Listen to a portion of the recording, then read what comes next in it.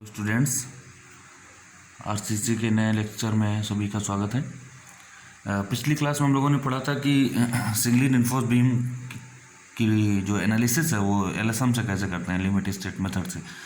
इस लेक्चर में हम लोग पढ़ेंगे कि एनालिसिस डबली बीम की हम एनालिसिस कैसे करते हैं, है ना, लिमिट स्टेट मेथड से। ठीक, तो अगर जिसने भी WSM से नहीं पढ़ा है तो एक बार लेक्चर देख लीजिए।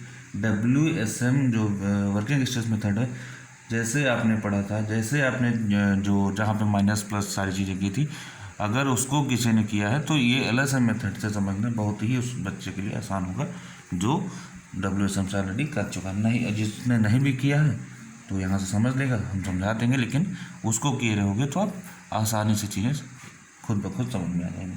ठीक है, तो देर न करते हुए हम लोग शुरू करते हैं। ठीक, एक डबली बीम ले लेते हैं। मान लीजिए आपके पास कोई ऐसी एक डबली बीम है। डबली बीम का मतलब क्या होता है, क्यों ज़रूरत पड़ती है, सब हम लोग पहले ही डिस्कस कर चुके हैं। ठीक है, तो डबली बीम का मतलब जानते हो आप कि अगर आपको कंप्रेशन जोन में या टेंशन जोन में दोनों जगह क्या हो, स्टील प्रोवाइड करनी पड़े, क्या हो जाएगा, वो डबली बीम कहलाएगा। ओके, ठीक, ये आपको कहलाता है ASC, area of steel in compression, area of steel in tension zone. ठीक, जब ये सब इतना कुछ है तो सभी को पता होगा बीच में न्यूट्रल एक्सिस जा रही होगी। ठीक, यहाँ से यहाँ तक जो इफेक्टिव कवर होती है उसको हम बोलते हैं DC, ठीक, या D'। ठीक, ओके, ये आपका टोटल D होता है, स्मॉल d, नो डाउट, इसमें भी कोई डाउट नहीं भाई। ठीक है, और ये जो न्यूट्रल एक्सिस है, न्यूट्रल एक्सिस, तो न्यूट्रल एक्सिस तक की दूरी जो होती है, न्यूट्रल एक्सिस होती कितनी, XU होती LSM में, ये भी आपने पिछले लेक्चर में देखा होगा। अब हम बनाते हैं स्ट्रेस डायग्राम और स्ट्रेन डायग्राम। ठीक, जब आपका स्ट्रेस डायग्राम बनेगा तो कुछ ऐसे बनेगा। ठीक,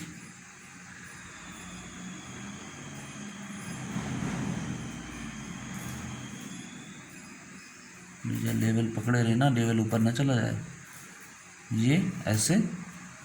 ठीक है, और उसके बाद यहाँ से पैराबोलिक होता है, कुछ दूर पैराबोलिक रहने के बाद कैसा हो जाता है, स्ट्रेट लाइन हो जाता है। ठीक है, ये ऐसा कुछ होता है।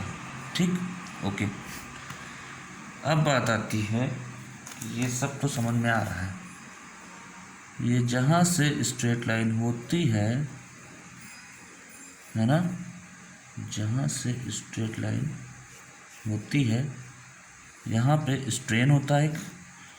ठीक, उसको भी अभी हम लोग ड्रा कर लेंगे। ठीक है, उसको भी अभी हम लोग ड्रा कर लेंगे भाई,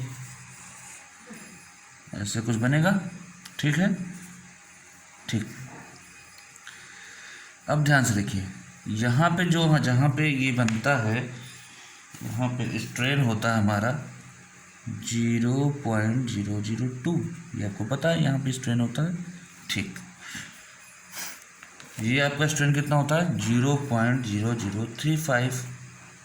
ठीक है, क्लियर, कोई बात नहीं, ये आपका ऐसा जाएगा। ठीक, अब ये जो अभी तक तो सिंगली था, ठीक है, अब जब ऊपर भी रिइंफोर्समेंट हो गया, ASC यहाँ भी लग गया, तो इसकी वजह से स्ट्रेन कुछ आ रहा होगा, इसकी वजह से स्ट्रेस भी कुछ आ रहा होगा। ठीक, जैसे कि यहाँ पे 0.45 FCK था स्ट्रेस, टॉप मोस्ट फाइबर पे, कोई बात नहीं, था ही था। यहाँ पे आपको 0.87 FY/AST लग रहा था फोर्स, एरियास मल्टीप्लाई करेंगे स्ट्रेस में, जाहिर सी बात है ये फोर्स लगेगा, FT। ठीक है, ये स्ट्रेस है, कोई बात नहीं। हम ये कह रहे हैं कि यहाँ पे जो है ये स्ट्रेस तो लगेगा इस स्टील की वजह से, इसको हम हर जगह एफ यूज़ करना है, स्मॉल एफ स्ट्रेस के लिए, तो हम स्मॉल एफ स्ट्रेस के लिए यूज़ कर देते हैं एफ एस सी, है ना, forces due to steel in compression zone, है ना, एफ एस सी। ठीक है भाई, फोर्स को हमने एफ एस सी नाम दे दिया। ठीक, और इस फोर्स को हमने जब एफ एस सी नाम दे दिया, है ना, जो एफ है स्ट्रेस है, stress of in due to steel in compression zone, इसको स्ट्रेस को एफ एस सी नाम दे दिया स्ट्रेस को। ठीक, यहाँ 0.002 है, यहाँ पे 0.003 है, यहाँ भी कुछ स्ट्रेन आएगा, इस स्ट्रेन को हम दे देते हैं एप्सिलॉन एस सी। कोई दिक्कत? एप्सिलॉन एस सी, है ना, strain due to steel in compression zone. ठीक, ओके, कोई बात नहीं भाई, है ना, ये आपकी एक्स यू है। ठीक है, नीचे आपका ये कितना था, नीचे ये आपका कितना था, F Y upon 1.15 E S plus 0.002, या इसी को हम लिख सकते थे 0.87 एफ वाई, 1.15 से डिवाइड करोगे 0.87 एफ वाई आएगा, है ना, इसी को हम लिख सकते हैं 0.87 F Y upon E S plus 0.002 लिख सकते हैं, कोई बात नहीं। ठीक है, इतना आया। अब इस स्ट्रेन की वैल्यू निकालनी पड़ेगी, इस स्ट्रेस की वैल्यू निकालनी पड़ेगी। अभी हम इसको देखते हैं। ठीक है, स्टेप फर्स्ट क्या होता है हमारा, स्टेप फर्स्ट सबसे पहले क्या होता है हमारा, स्टेप फर्स्ट होता है हमारा क्या, एक्स यू निकालना, actual depth of neutral axis, यही तो। कैसे निकलेगा, याद करो फोर्सेस को, है ना, फॉर इक्विलिब्रियम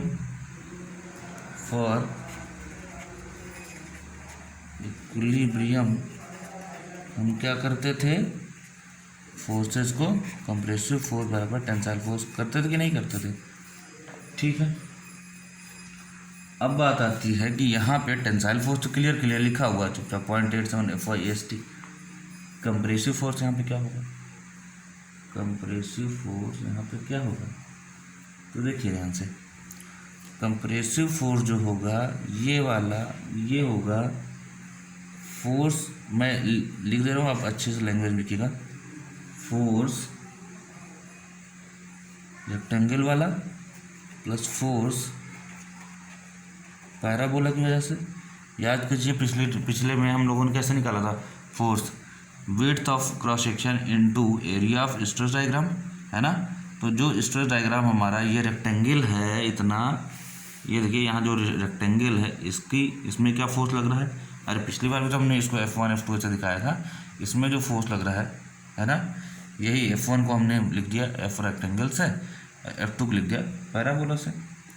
भाई कुल मिला के ये आपका हो गया F रेक्टेंगल मान ले रहे हैं, F हो गया आपका F पैराबोला कह दे रहे हैं, या F1 F2 ही लिख लो, कोई दिक्कत नहीं, इसको F1 बोल दो, इसको F2 बोल दो, यही तो। ठीक, क्लियर।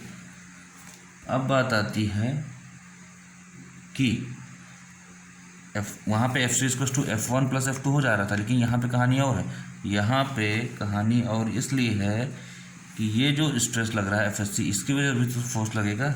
कुल मिला के जो कंप्रेशन जोन का फोर्स होगा वो होगा F rectangle plus F parabola plus F steel, इस स्टील की वजह से भी तो फोर्स लगेगा, है ना, इससे जनरेट होंगे, फोर्स आएगा। तो क्या आएगा, इसको अगर हमने F1 दे दिया, इसको हमने F2 दे दिया, और ये क्या होगा, फोर्स क्या होता है, स्ट्रेस इनटू एरिया, स्टील की वजह से। यहाँ पे डायग्राम में वगैरह नहीं बन रहा है, area of steel in compression zone into stress in, ये मतलब इस एफएससी की वजह से ये जो स्ट्रेस जनरेट हो रहा है एफएससी, इसकी वजह से एरिया निकलेगा कि नहीं निकलेगा। और एरिया है यहाँ पे क्या है, ASC, area of steel in compression zone, steel का है, स्टील का एरिया क्या आएगा, area of steel in compression zone, जाहिर सी बात है। ठीक, ओके, ये इतना आ गया। ये दोनों मिला के क्या बन रहे थे, याद करिए पिछली बार, ये दोनों मिला के याद करिए क्या बने थे पिछली बार, हाँ, दोनों को पैराबोला और रेक्टेंगल का जोड़ के दोनों का मान क्या रहा था 0.36 FCK/B इंटू XU, यही तो आ रहा था FC की वैल्यू, जो वहाँ पे उस समय FC था, यहाँ पे FC बराबर तीनों चीज़ें। तो ध्यान से देखा जाए अगर तो here FC is equal to 0.36 FCK/B into XU, जैसे पहले था वैसे ही है, बस एक चीज़ ऐड हो गई है, वो है ASC इंटू FSC, यही इतना क्या हुआ ऐड हो गया बस। तो FC ये कहानी बन गई। FT आप देख ही रहे हो, दोनों को इक्विलिब्रियम कर दो, क्या निकल आएगा XU निकल आएगा। ठीक, निकालते हैं। ठीक, 0.36 FCK/B इंटू XU, ये तो था ठीक, प्लस ASC FSC। एक चीज़ लेकिन यहाँ पे दिक्कत हो रही है, क्या याद करिए WSM में भी यहाँ पे हम लोगों ने यही किया था। ये जो ASC लिया है ये पूरा स्टील ले लिया है, ठीक, ये जो पूरा स्टील का एरिया है, मान लीजिए 3 है तो 3 इंटू π/4 जो भी डाया होगा उसका स्क्वायर होगा। लेकिन याद करिए जब आपने स्टील लगाई तो उस जगह का कंक्रीट रिप्लेस होगा वहाँ से कि नहीं, एक जगह तो उतनी है ना कंक्रीट में जो आप सरिया लगा रहे हो। तो पिछली बार हमने याद करिए -1 किया था, -ASC किया था, तो यहाँ भी वही करना पड़ेगा, यहाँ भी वही करना पड़ेगा। ठीक, यहाँ भी वही करना पड़ेगा -ASC। और अगर हम 4 एरिया होता तो -ASC, वहाँ जैसे एरिया का करते थे तो -ASC हो जाता था। यहाँ पे माइनस क्या करेंगे, तो मैं अलग पेन से लिख दे रहा हूँ बढ़िया सा, माइनस इसी में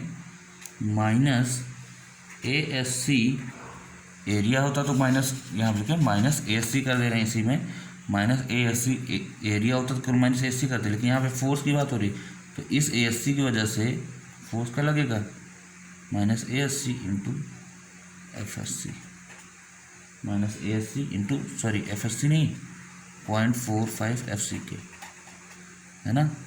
अरे ये भाई ये है ना 0.45 FCK।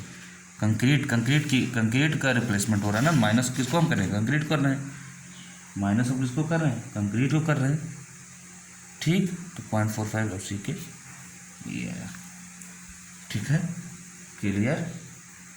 कंक्रीट का आप माना स्ट्रेस था 0.45 FCK, उसमें हमने area of steel in compression से मल्टीप्लाई कर दिया, ये क्या हो जाएगा फोर्स बन जाएगा। ठीक, तो यहाँ पे देखिए एक नई चीज़ है, यही दोबारा लिख दे रहे हैं हम, -ASC इंटू 0.45 FCK। भाई स्टील देखिए क्या हो रहा है, कंक्रीट रिप्लेस हो रहा है, मैं यहाँ लिख देता हूँ, कंक्रीट क्या हो रहा है, रिप्लेस हो रहा है। तो कंक्रीट रिप्लेस होगा तो कंक्रीट का ही एरिया फोर्स घटाएंगे, तो 0.45 FCK है, FSC तो क्या है वो स्टील का है, 0.45 FCK क्या है कंक्रीट का स्ट्रेस है, और एरिया उतना ही लेंगे क्योंकि उतनी एरिया तो रिप्लेस हुआ है। अब ये जितना एरिया में कंक्रीट था उतने में तो स्टील डाले हो, ठीक है।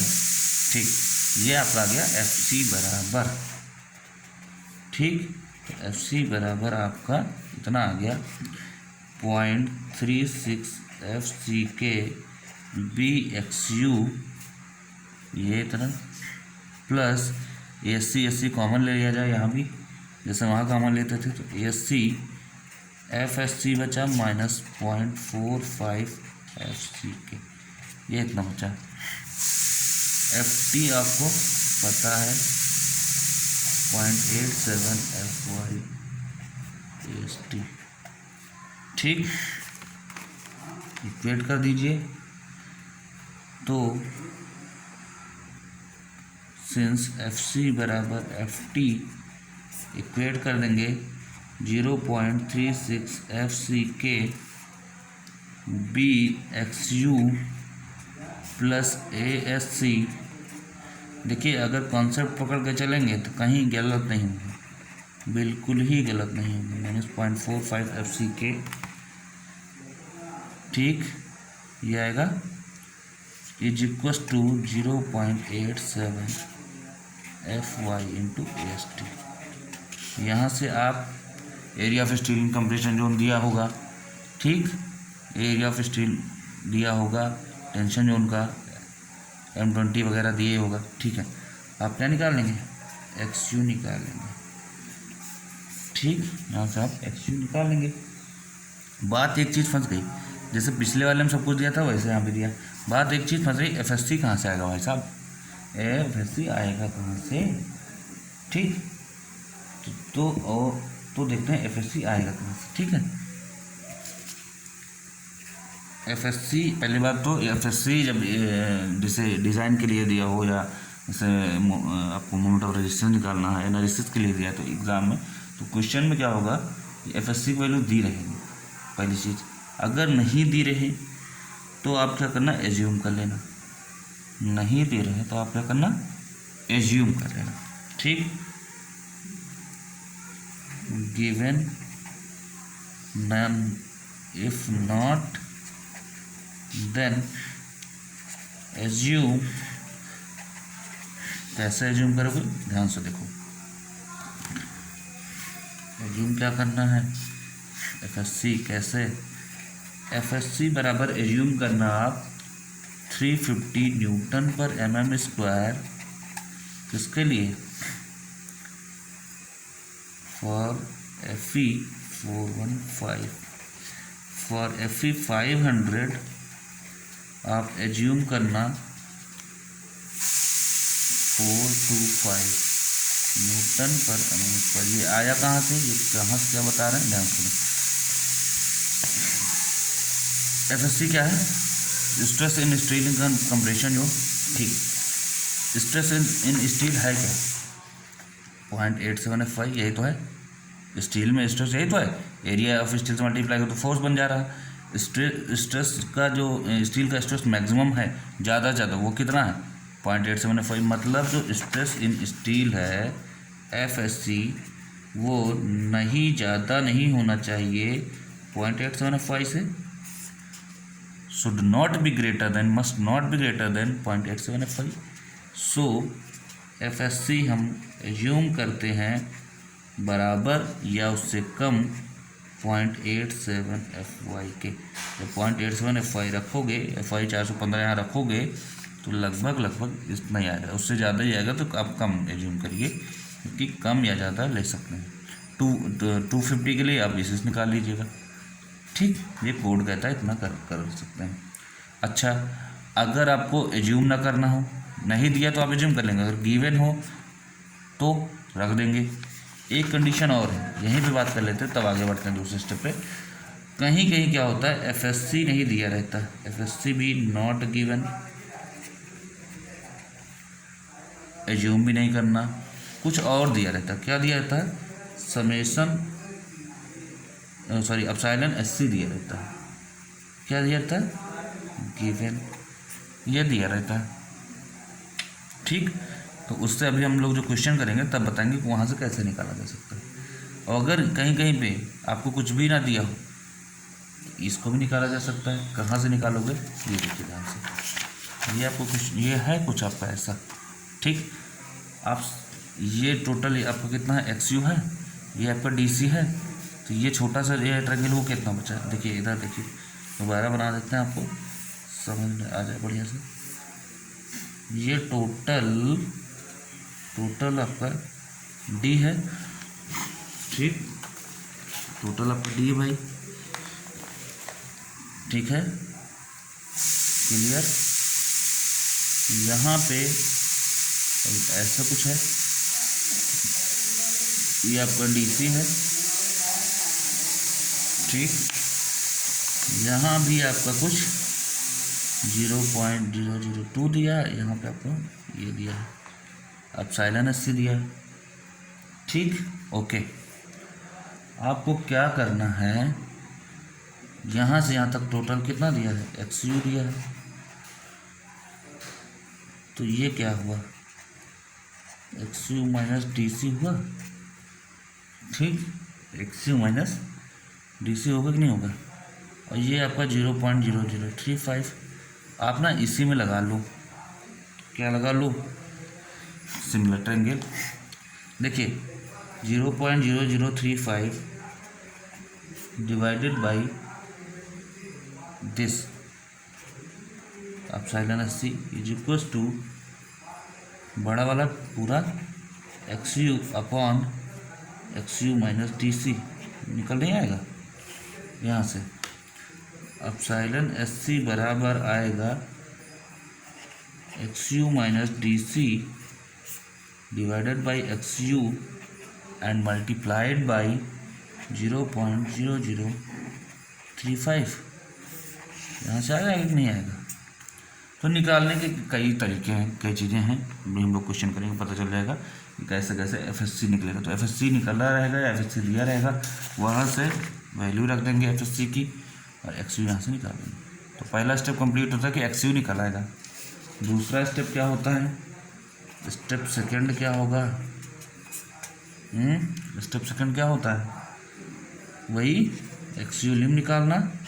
और अब एक्स यूलियम के लिए पूरा झाम नहीं करेंगे, एक्स यूलियम इक्वल्स टू के इंटू डी, के इक्वल्स टू क्या होता है, वही 0.53 0.48 है ना, एफ आई के हिसाब से बदलता रहेगा। एक्स यूलियम निकालेंगे। स्टेप 3 क्या करता है, कंपेयर करेंगे, ठीक, X U and X U lim, ठीक। इफ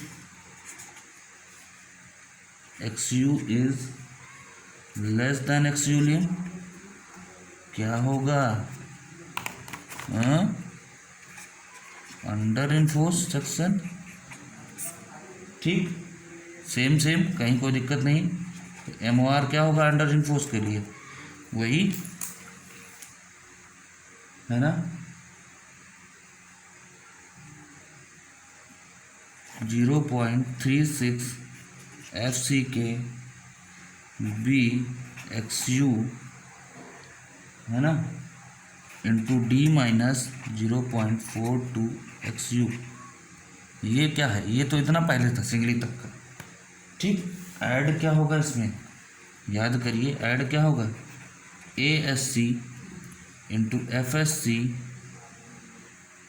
माइनस 0.45 एफ सी के इंटू, ये इतना था तो यहाँ से यहाँ तक क्या था, फोर्स था, ये फोर्स था इतना एफ सी उस समय, और ये लीवर आर्म था।